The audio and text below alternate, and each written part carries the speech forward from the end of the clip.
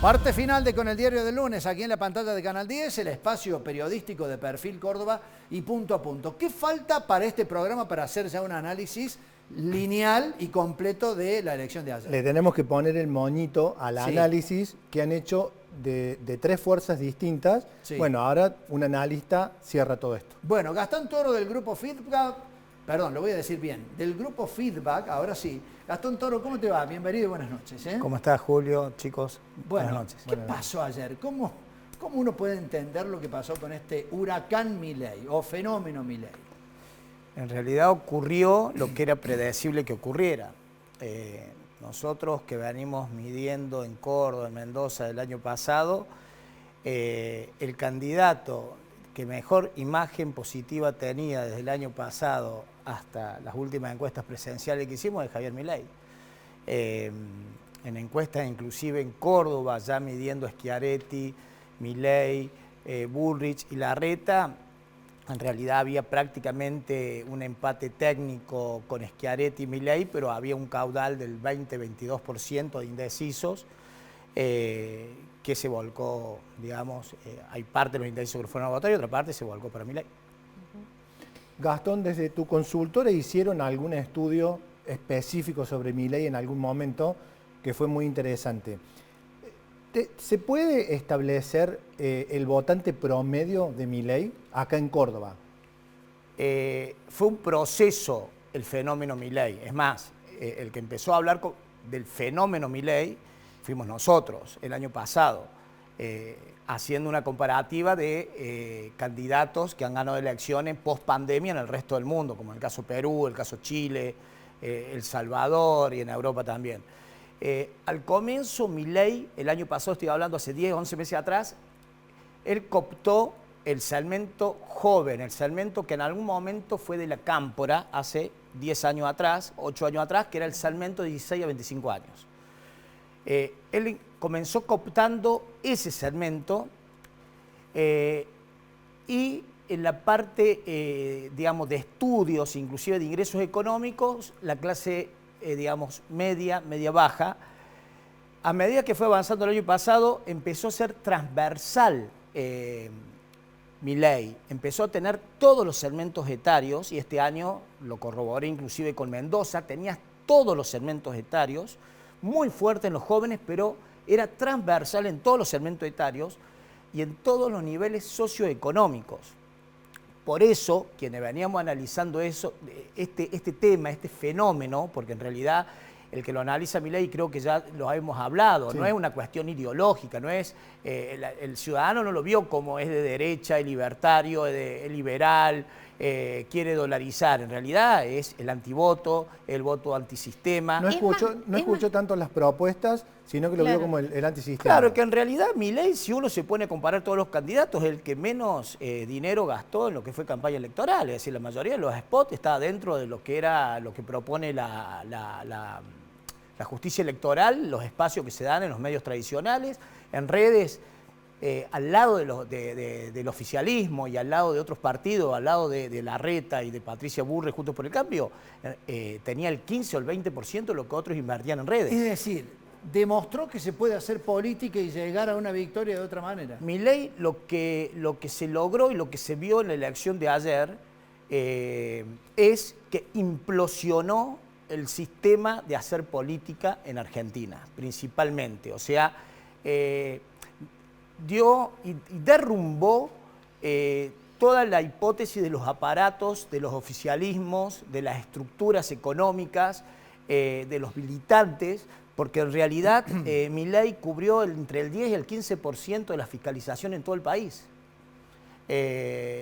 O sea, por eso es un fenómeno y por eso logró meterse en una cuestión del ciudadano en el cual se vio identificado principalmente fue con la cuestión empática. Es decir, Milei ha sido empático al canal de bronca, de desasiego que tenía el ciudadano, lo encausó Milei. Ahora, Gastón, ¿eso no es un riesgo? Porque es una adhesión emotiva. Vos estás diciendo, yo me pregunto si también no tiene alguna parte de racional, por adhesión a ciertos leitmotiv, qué sé yo, contra el aborto, en fin, hay ciertas cosas que él fue presentando y donde puede tener adhesión. Ahora, si es eminentemente emotivo, ¿cómo puede llegar a ser un gobierno de Javier Milei con medidas drásticas que afecten a esos que lo votaron? Claro, en realidad el votante de Milei no fue 100% emotivo, también hay racionalidad. En realidad, cuando uno hace la contrapregunta digamos, en un estudio de campo, por eso es transversal, porque personas que han votado el kirchnerismo lo votaron a Milei, o sea, es un error de muchos partidos creyendo que la restaba. Por eso lo que va a ocurrir ahora con el voto útil, que el famoso segmento de a dónde se va el segmento del voto útil, va a ser complejo y depende de quién encauce y cómo encauce en la campaña. No es solamente emotivo. En realidad, el ciudadano en gran parte dice, bueno, probamos al kirchnerismo durante 20 años, no nos fue bien, tenemos la heladera vacía. Muchos analistas, en el cual no comparto, decía, bueno, pero no ataca la parte de planes sociales. Sí, sí, en Villa Libertador, digamos, el que desde el año pasado venía primero Milei y viene primero Milei, y ganó Milei en un lugar de clase baja e indigente. Pero en realidad, por eso digo que no es una cuestión emotiva solamente. Entonces, si probamos con el kirchnerismo 20 años, no estamos bien. Probamos con Juntos por el Cambio, con Macri 4 años, tampoco nos fue bien. Bueno, probemos con alguien que además no está en la política, que sí lo encauzó inteligentemente, discursivamente muy bien Milei, hablando de la casta. Y ahora, Gastón, ¿cómo te imaginas, obviamente el comando de campaña de Milei lo sabe, pero ¿cómo te imaginas después de estos números la campaña que se viene para Milei? ¿Se va a moderar un poco sabiendo que es un presidenciable en serio? ¿O va a radicalizarse más? Es que en realidad el problema en octubre no lo tiene Milei con este caudal de voto, porque Milei sigue sin techo, que lo vengo diciendo yo hace varios meses. Es decir, a ver, acá el problema no lo tiene Milei.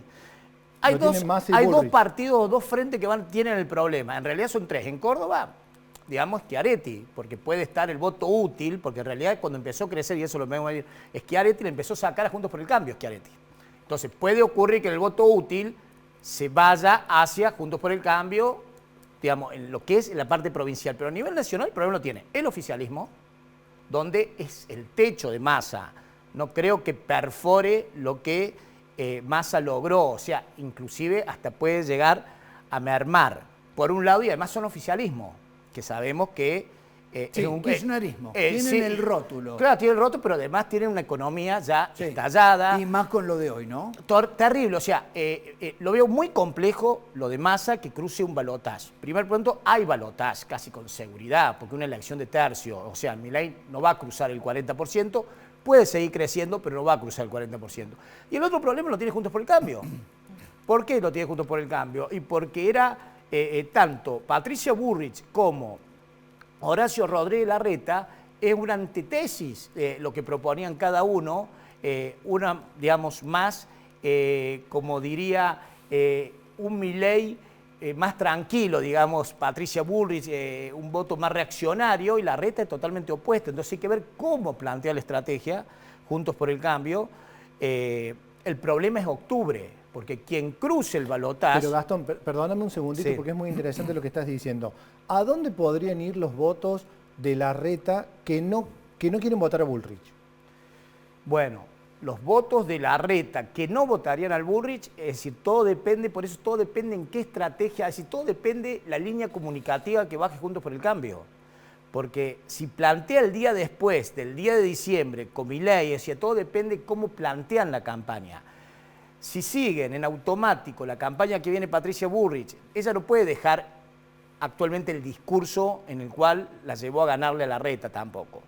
Se puede desangrar ese caudal electoral, puede ir no a Milei, obviamente, porque el voto de Larreta obviamente que no es casi imposible que vaya a Milei, pero puede crecer, que sí lo hemos visto en elecciones a intendentes e inclusive en la elección a gobernadores, el voto en blanco, si no se siente representado por nadie. Porque tampoco van a Massa, el voto claramente. en blanco este año fue protagonista en centenares de elecciones, donde fue segunda fuerza, tercera fuerza. Sí creo que octubre va a ser el caudal electoral lo más parecido posible al retorno de la democracia en el 83. Creo que va a ser un caudal electoral porque en realidad octubre, y en realidad si todavía no hubo crisis social en las calles, es porque hay elecciones presidenciales. Y donde, por eso sí celebro de buena manera que casi el 70% fue a votar en las PASO, que eso a mí me sorprendió. Yo creía que no iban a cruzar el 60%. Y octubre se va a arrimar muy parecido a una elección como la que tuvo en el 83 Raúl Alfonsín, cruzando quizás hasta el 80%. ¿Y un balotaje Bullrich-Milei? ¿Quién lo gana? Yo estoy, digamos, lo vengo sosteniendo hace varios meses que el balotaje va a ser Bullrich-Milei. Es decir, lo veo muy improbable, casi imposible que Massa llegue al balotaje. Por todos los condimentos y la bomba armada, de todas formas, que es la parte económica, social, laboral y demás, o sea, y además el ministro de Economía, o sea, lo veo improbable que llegue Massa. En un balotaje que visualizo yo, por ejemplo, entre Bullrich y Milei, lo gana Patricia Bullrich desde mi punto de vista. Justamente porque ahí tenés un montón de voto útil que en una provincia como Córdoba votó, por ejemplo, Schiaretti.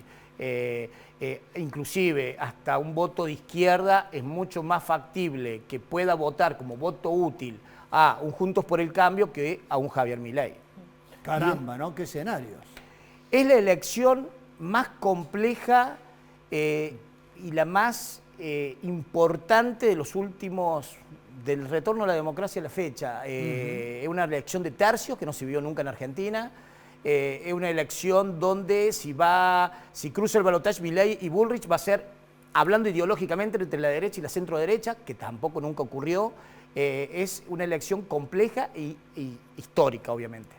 Gastón, lejos de, ya dijiste algo, lejos de creer que mucha gente dijo, bueno, no lo voto a Milei porque tengo miedo a ver qué pasa, puede surgir el por qué no lo voté.